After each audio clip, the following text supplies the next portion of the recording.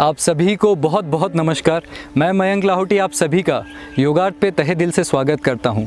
Nature and you के इस episode में हम बात करेंगे किचन गार्डनिंग की। हम जानेंगे किचन गार्डनिंग के लिए हमें क्या क्या औजार चाहिए, कौन कौन से पौधे हैं जो हम अपने घरों पे ही लगा सकते हैं और उसके अलावा हमें कैसे इसका ध्यान रखना होगा। तो आज हमारे साथ प्रियांशु जी जुड़े हैं जो हमें किचन गार्डनिंग के बारे में बताएंगे। तो चलिए अब हम इस एपिसोड को बिना किसी देरी के शुरू करते हैं।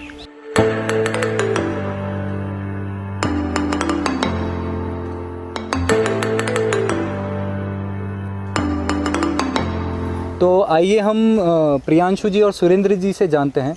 तो सबसे पहले प्रियांशु जी, किचन फार्मिंग के लिए क्या क्या चीज़ें चाहिए होती है वो आप हमें अच्छे से बताएं।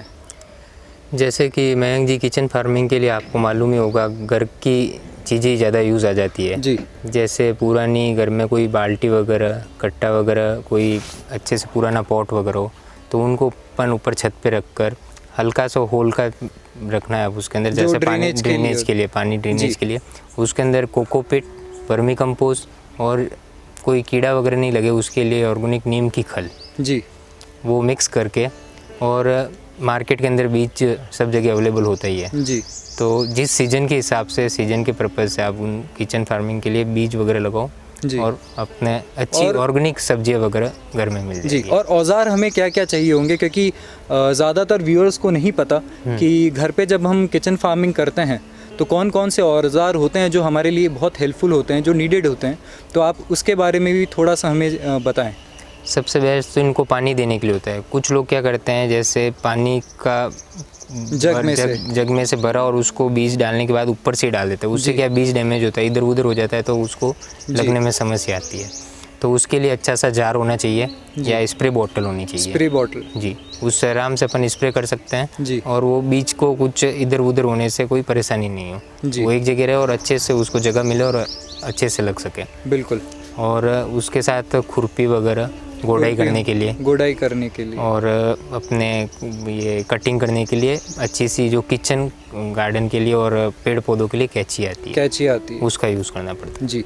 आपसे एक सवाल है, घर पे हम कौन कौन से पौधे जो हम आसानी से लगा सकते हैं किचन गार्डनिंग के लिए? फ्रूट के प्लांट्स तो अब आपको जैसे मैंने बताया सब अवेलेबल हो जाते हैं और लगते भी अपने यहाँ पे इस क्लाइमेट के अंदर जी।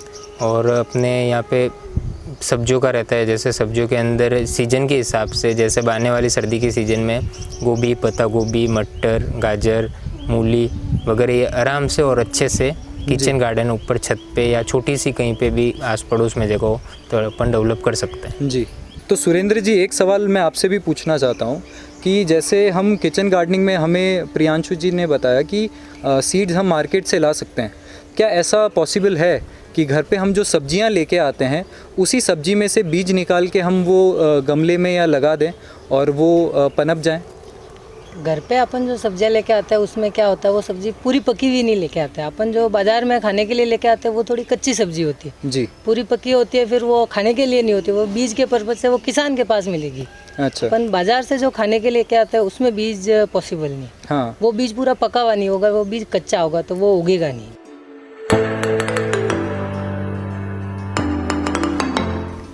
आज हमारे इस सेशन में हमारे साथ भारती बैच जुड़ी हैं।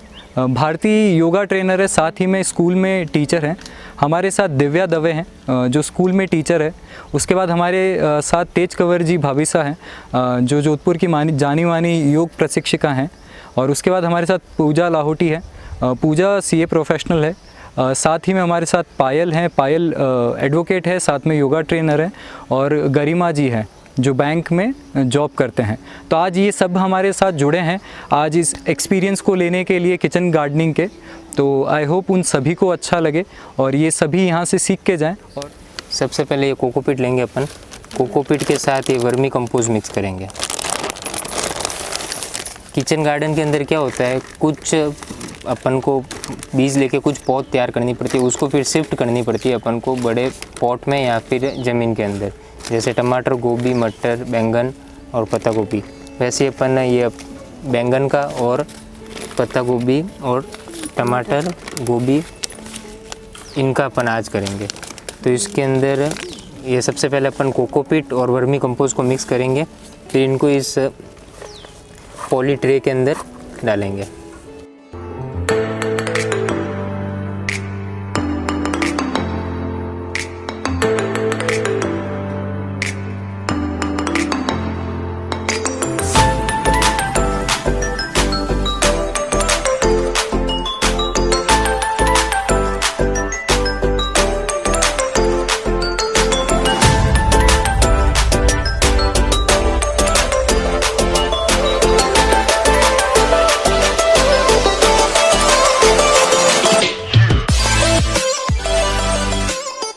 प्रियांशु जी, अभी हमें ये बीज लगाने कैसे हैं?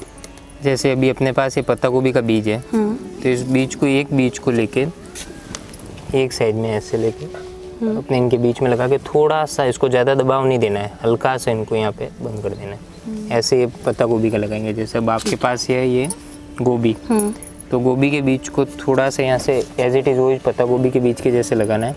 यहाँ पे एज इट इज़ पहले सारे बीज रख देना है इसमें, और फिर इसको हल्का सा ऊपर से ढकना है। बिल्कुल हल्का सा। इन बीज को हाथ से दबाना नहीं है, ज़्यादा गहरा डालना नहीं है। प्रियांशु जी, ये एक में हम कितने बीज डाल सकते हैं? एक में एक ही बीज डालना है अपने। एक में एक ही बीज डालना है।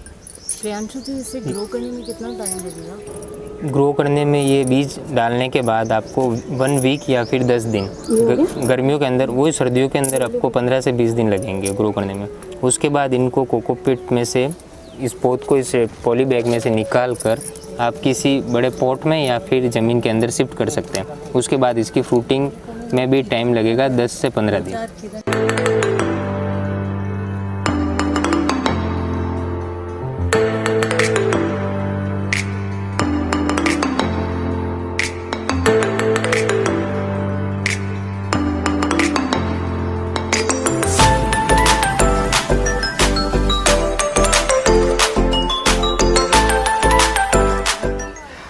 जैसा कि आप सभी ने देखा कि किचन फार्मिंग के फर्स्ट स्टेज पे ये सिखाया गया कैसे एक सीड को एक सीडलिंग ट्रे में लगाया जाता है, उसको बताया कि जर्मिनेशन में कितना टाइम लगता है। तो अब हम आगे चलते हुए देखेंगे कि कैसे ये बीज एक पौधा बनना शुरू हो जाते हैं। तो अब हम किचन फार्मिंग के सेकंड स्टेज पे चलेंगे, जो ये बीज लगने के 10 दिन बाद का होता है, 10 से 15 दिन के बाद का, जब वो सीड जर्मिनेट हो जाता है। तो जैसा कि हमने अभी तक देखा कि बीज लगाने के 10 दिन बाद वो इतने बड़े हो गए हैं। तो इनका जो जर्मिनेशन का टाइम है, प्रियांशु जी ने जैसा हमें बताया, इनका जर्मिनेशन का टाइम है 7 से 10 दिन। तो इसमें बहुत पेशेंस चाहिए। ऐसा नहीं आज आपने बीज लगाया और वो कल वो जर्मिनेट हो जाएगा। जर्मिनेशन में कम से कम 7 से 10 दिन लगते हैं।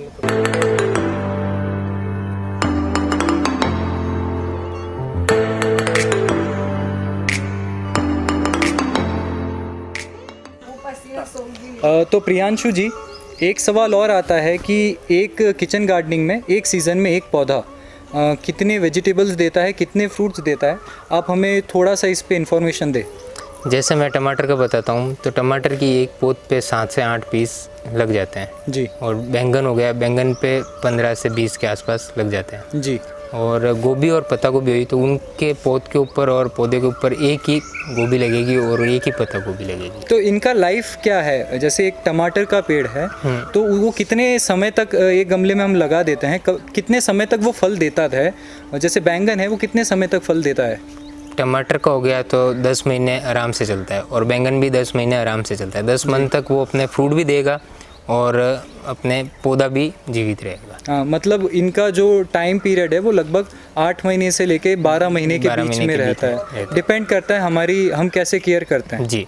तो भारती जी, आपको क्या लगता है किचन गार्डनिंग के क्या क्या फ़ायदे हैं? ऐसे तो फ़ायदे बहुत सारे हैं, पर सबसे बेसिक फ़ायदा ये है कि हम नेचर से जुड़ाव हो जाता है, हमारा उससे लगाव हो जाता है और उसके प्रति जो हमारी रिस्पॉन्सिबिलिटी है उसको हम अच्छे से समझ पाते हैं कि हाँ, कि नेचर कितना इम्पॉर्टेंट है। और दूसरी बात ये कि एक हम जो बाज़ार मार्केट से ख़रीद के लेके आते हैं चीज़, और एक खुद की किचन से उगाई हुई चीज़ को हम खाते हैं, दोनों के स्वाद में बहुत अंतर है। ये आप खुद करके देखिए, ये आपको खुद को फील होगा। हम एक जैसे छोटे बच्चे को कितना अटैचमेंट हो जाता है, वैसे ही हम पौधे के साथ हम उसकी ग्रोथ को देखते हैं, उसके साथ ग्रो होते हैं, तो हमारी भावनाएं भी उसके साथ जुड़ जाती है, जो एक स्पिरिचुअल पर्सन के लिए बहुत इम्पॉर्टेंट है, भावनात्मक होना। सुबह सुबह जब गार्डनिंग करते हैं हमारा फिजिकल वर्कआउट भी हो जाता है।